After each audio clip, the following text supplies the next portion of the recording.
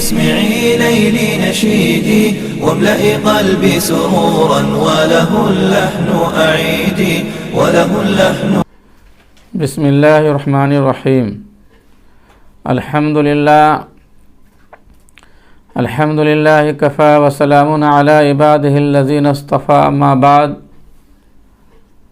فأعوذ بالله من الشيطان الرجيم. بسم الله الرحمن الرحيم. يا أيها الذين آمنوا اتقوا الله حق تقاته ولا تموتن إلا وأنتم مسلمون. صدق الله العلی العظیم. محترم سامعین، حاضرین، ناظرین، غائبین، آج میری گفتگو کا عنوان مسائل ہے. چونکہ کچھ احباب نے فہمائش کی ہے کہ فضائل پہ تو بات ہوتی رہتی ہے، گاہے گاہے مسائل پہ بھی گفتگو ہو. چونکہ مسائل بڑا حساس اور محتاط موضوع ہے اور بہت ہی سینسیٹیو ٹاپک ہے، اس لیے میں اس سے گریز کرتا تھا، لیکن دوستوں نے عنوان بھی مختص کر دیا کہ اس موضوع پہ آپ بات ضرور کریں. اور وہ عنوان ہے، وہ موضوع ہے کتے اور تصاویر رکھنے کے سلسلے میں. سب سے پہلے تو میں وہ حدیث آپ کے حضور رکھ دوں جو مشہور ہے، معروف ہے. ایک موقع پہ حضور پاک علیہ السلام صبح بیدار ہوتے ہیں، بڑے غمزدہ ہیں، بڑے رنجیدہ ہیں. ام المومنین ام میمونہ رضی اللہ تعالیٰ عنہ نے سوال کیا، یا رسول اللہ، آج خلاف توقع آپ محزون اور ملول کیوں ہیں؟ آج پریشان کیوں نظر آ رہے ہیں؟ حضور پاک علیہ السلام نے فرمایا، ام میمونہ، ہاں میں پریشان ہوں. اس کی وجہ صرف یہ ہے کہ جبریل نے رات آنے کا وعدہ کیا تھا، حسب وعدہ نہیں آئے وہ، اور وہ وعدہ خلافی بھی نہیں کرتے. یہی میرے لیے باعث تشویش ہے. کچھ ہی دیر کے بعد آپ نے دیکھا کہ آپ کے چارپائے کے نیچے کتے کا پلہ ہے، کتے کا بچہ ہے. آپ نے اس کو نکلوایا، اس کو آپ نے گھر سے باہر کیا، پانی سے دھویا، صاف ستھرا کیا. کچھ ہی دیر کے بعد جبریل علیہ السلام کی آمد ہو گئی، تشریف لے آئے. حضور پاک نے شکایتاً فرمایا، اے جبریل، کل رات نہیں آئے؟ جبریل نے کہا، یا رسول اللہ، میں کیسے آتا؟ جس گھر میں کتے ہوں یا تصاویر ہوں، اس گھر میں جبریل نہیں آتے، نہ رحمت کے فرشتے آتے ہیں. ہمارے عمل کے لیے یہ حدیث کافی ہے، یہ کافی ہے. جو شریعت کے پیروکار ہوتے ہیں، جن میں سمع و طاعت کا جذبہ ہوتا ہے، وہ رد و قد نہیں کرتے ہیں، وہ قیل و قال سے کام نہیں لیتے ہیں، وہ چونو چرا نہیں کرتے ہیں. بس سمعنا و اطعنا، سن لیا ہم نے، مان لیا ہم نے. ہمارے عمل کے لیے حدیث کافی ہے، وافی ہے، شافی ہے، اور مزید دلیل اور حجت کی ضرورت نہیں ہے. لیکن آج اس حدیث پہ کھلم کھلا خلاف ورزی ہو رہی ہے. شاید ہی کوئی ایسا گھر بچا ہو جن گھروں میں تصاویر نہ لٹکے ہوں، جن گھروں میں فوٹو کے ذریعے سے زینت نہ دی گئی ہو. آج عام فیشن ہو گیا ہے، عام رواج ہو گیا ہے، عام معمول ہو گیا ہے کہ ہم اپنے گھروں کو اپنی تصاویر سے والدین کے فوٹو سے، یا پھر یہ ہے کہ بڑے بڑے وزراء، امراء، منسٹر، بڑے بڑے ہیرو، بڑے بڑے کھلاڑی، ان کا فوٹو لگاتے ہیں، اپنے ساتھ رکھ کے دیواروں پہ چسپاں کرتے ہیں، فریم میں آویزہ کرتے ہیں، جو بالکل ناجائز ہے۔ اس لیے کہ جاندار کی تصویر گھر پہ لگانا، دیواروں پہ لگانا قطعاً جائز نہیں ہے۔ میرے محترم بزرگوں، دوستو، ان تصاویر سے ہماری عزت نہیں بڑھ جاتی ہے۔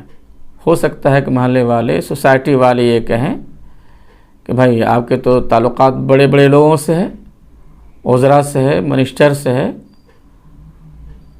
آپ کی جو ہے تصویر ان حضرات کے ساتھ ہے، شاید بڑھ جائے، لیکن اس کو عزت نہیں کہتے ہیں۔ عزت وہی جو قرآن حدیث کی روشنی میں ہو، عزت وہی ہے جو اللہ کے نزدیک ہو، عزت وہی ہے جو اللہ عزت دے۔ وَتُعِزُّ مَن تَشَاءُ وَتُذِلُّ مَن تَشَاءُ بِيَدِكَ الْخَيْرُ۔ ہم کسی بڑے کا فوٹو لگا لیں اور ان کے ساتھ اپنی تصویر رکھ لیں اور گھروں میں دیواروں پہ لگا کے لوگوں کو دکھلائیں پھریں کہ دیکھیے ہمارا فوٹو جو ہے ان حضرات کے ساتھ میں ہے، کوئی فرق نہیں پڑتا محترم، کوئی فرق نہیں پڑتا ہے۔ جی، لوگ سمجھے مجھے محروم وقار و تمکین، وہ نہ سمجھے کہ میری بزم کے قابل نہ رہا، وہ نہ سمجھے کہ میری بزم کے قابل نہ رہا۔ اس لیے سے آپ پرہیز کریں۔ ٹھیک ہے، اگر آپ کو رکھنے کا شوق ہے، آپ رکھیں۔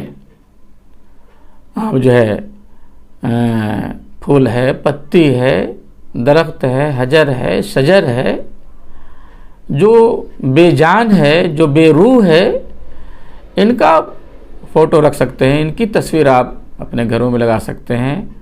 آیت الہیہ ہے، احادیث نبویہ ہے، برکت کے لیے آپ لگا سکتے ہیں۔ صرف احتیاط کرنا یہ آپ کا کام ہے کہ ادھر پاؤں نہ لگے اور ادھر کسی طرح کے ان آیتوں کی بے ادبی نہ ہو، آپ لگا سکتے ہیں۔ لیکن اس کے علاوہ چرند پرند درند جو ذی روح جانور یا جاندار ہے یا انسان کا فوٹو ہے، بھائی میرے یا ایمانی بھائیوں، کبھی نہ لگائیں۔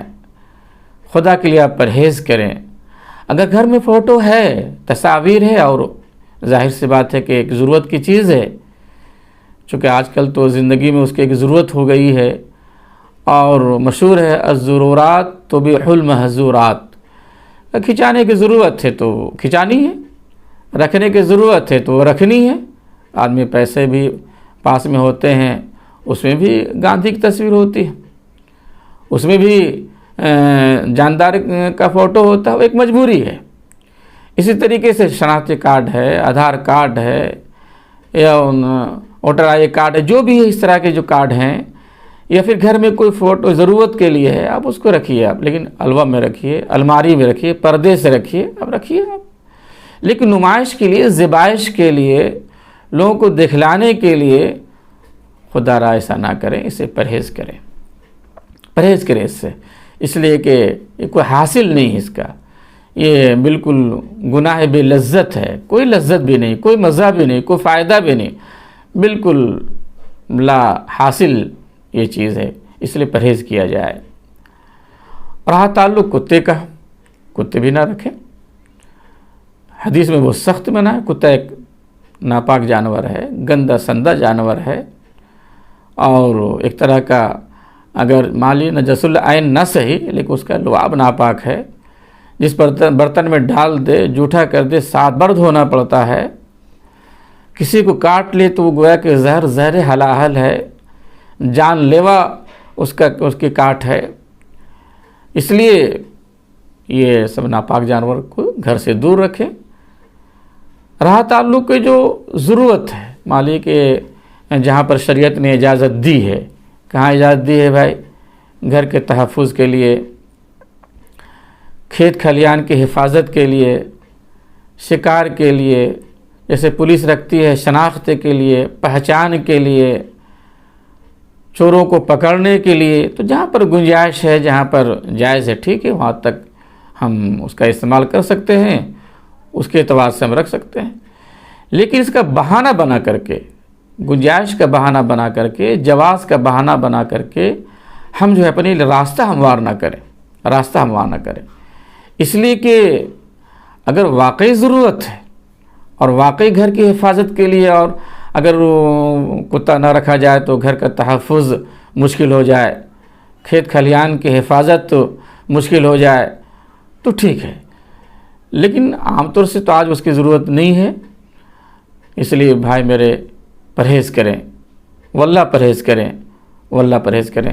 پرہیز کرنے کا مطلب یہ نہیں ہے کہ ان پر کسی طرح کا ظلم گھر میں نہ رکھنا، یہ نہیں کہ شریعت کہتے ہیں کتے پہ ظلم کرو، نہیں بھائی، کتے پہ ظلم نہیں کیا جائے گا، ظلم الگ ہے، اس کو مارے نہیں، اس کو پیٹے نہیں، راستہ چلتے اس کو ڈھیلا نہیں اس پر چلا دیں، اس کا سر نہیں پھوڑ دیں، پتھر سے وار نہیں کر دیں، نہیں، اگر پیاسا ہو تو پانی پلا دیں، بھوکا ہے تو کھانا کھلا دیں۔ جانوروں پہ جیسے رحم کرنے کا حکم ہے، وہ تو رحم کرنا ہی ہے، گھر میں نہیں رکھنا، وہ گویا کہ وہ ایک الگ ہے، اور اس پر رحم کرنا وہ ایک الگ عمل ہے، اس لیے پر رحم قابل ترحم اور قابل رحم وہ جانور ہے، رحم کیا جائے گا۔ لیکن رحم کا مطلب یہ نہیں کہ آدمی اپنے گھر میں اس کو لے کے رکھے، اس کے ساتھ سوئے بیٹھے، جیسا کہ ہمارے اغیار کرتے ہیں، وہ تو ان کے ساتھ کھانا کھاتے ہیں، لیٹتے ہیں، بیٹھتے ہیں، سوتے ہیں، جاگتے ہیں، بوس و کنار کرتے ہیں، خدا نہ جانے وہ کیا کرتے ہیں، تو وہ تو اغیار ہیں، ان کے ہاں تو کوئی مذہب اور ان کے ہاں تو کوئی گناہ ثواب کا کوئی تصور نہیں ہے، تو لا دینیت ہے، لا مذہبیت ہے، اس لیے وہ ہمارے لیے آئیڈیل نہیں ہے، ان کی زندگی ہمارے لیے نمونہ نہیں ہے۔ ہم خدا کے لیے ان کا دیکھا دیکھی نہ کریں، ان کی نقالی نہیں کریں، جی، ان کے پیچھے نہیں چلیں، ہمارے لیے جو آئیڈیل ہے، ہمارے جو آئیڈیل ہیں آقا نامدار تاجدار مدینہ جناب محمد رسول اللہ صلی اللہ علیہ وسلم ہے، جو حکم دیا بس وہ ہمارے لیے سب کچھ ہے، وہی شریعت ہے، وہی دین ہے۔ سمعنا و اطعنا، ہم نے سنا اور مانا، دل مانے نہ مانے، طبیعت قبول کرے نہ کرے، نفس چاہے کچھ بھی کہے، چاہے ہمارے گھر میں کوئی ہمارے بچے ہی ہمارے خلاف ہو، ہم سخت گیر ہو جائیں اور ان کو شریعت کا حکام سنا دیں کہ آقا نامدار نے منع کیا ہے تو منع کیا ہے، ہم اس کے پیروکار ہیں، یہ فرمان سنائیں، انشاءاللہ ان باتوں پہ عمل کرے، ان گزارشات پہ، ان گویا کہ معروضات پہ عمل کرے۔ اللہ تعالی ہم تمام کو ان باتوں پہ عمل کی توفیق دے۔ وآخر دعوانا ان الحمد للہ رب العالمین۔